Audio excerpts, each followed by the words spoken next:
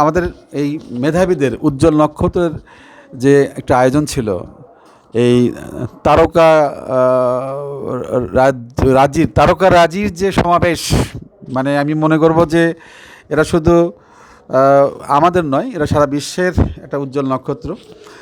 এদের জীবন শুরু, এই শুরুটা যদি সুন্দর হয়, আশা করি শেষটাও যাতে সুন্দর হয়, এই আমরা সবাই চেষ্টা করব, সবাই দোয়া করব, এবং তাদের জীবনের শুরুটাই সুন্দর হয়েছে।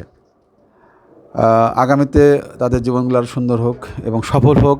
তাদের বাবা মার কষ্ট, বাবা মার স্বপ্ন সব কিছু মিলিয়ে যে কোনো প্রতিষ্ঠানের সহযোগিতায় তারা জীবনের শ্রেষ্ঠ জায়গায় পৌঁছে যাক, শ্রেষ্ঠত্ব অর্জন করুক, মানবিক গুণাবলীতে, ধর্মীয় চেতনাবোধে, দেশের কল্যাণে এবং আত্মনির্ভরশীল হওয়ার যে যোগ্যতা, সব কিছু মিলিয়ে যেন সে একটা শ্রেষ্ঠ মানুষ হিসেবে গড়ে ওঠে।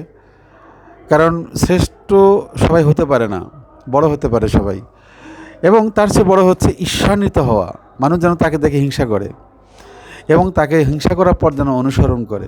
অনুসরণীয় ব্যক্তিত্বের গড়ে উঠুক আমার এই মাসুম ছেলেমেয়েগুলি, আমার এই ভবিষ্যৎ প্রজন্ম, ভবিষ্যৎ স্বপ্ন।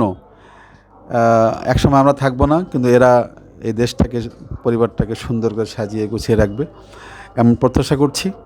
তাদের সুস্থতা, সুন্দর জীবন, সেই সাথে যারা সংশ্লিষ্ট অভিভাবিকা আছেন আমার সাথে, তাদের প্রতি আমার সালাম। তারা আছেন বিধায় এরা আসছে, তাদের কারণেই এরা, আর এদের কারণেই আমরা। এই জন্যই সবার প্রতি আমি কৃতজ্ঞ, বিশেষ করে মায়েদের প্রতি। আমার পক্ষ থেকে এমসিসির পরিচালক হিসেবে আমি প্রত্যেকটা মার জন্য আমি সালাম দিচ্ছি, আসসালামু আলাইকুম। কারণ মার ভূমিকা মারাত্মক। বাবারা যারা আছেন, বাবারা সব কিছু মিলিয়ে বাবা, আর মা তো মা। তো সব কিছু মিলিয়ে সবার স্বপ্ন পূরণ হলে এমসিসির স্বপ্ন পূরণ হবে।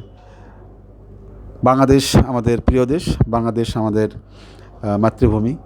সবুজ শ্যামলে বাংলাদেশে এই উজ্জ্বল নক্ষত্রের মাধ্যমে আলোকিত হোক, এই প্রত্যাশায় শেষ করছি। আসসালামু আলাইকুম।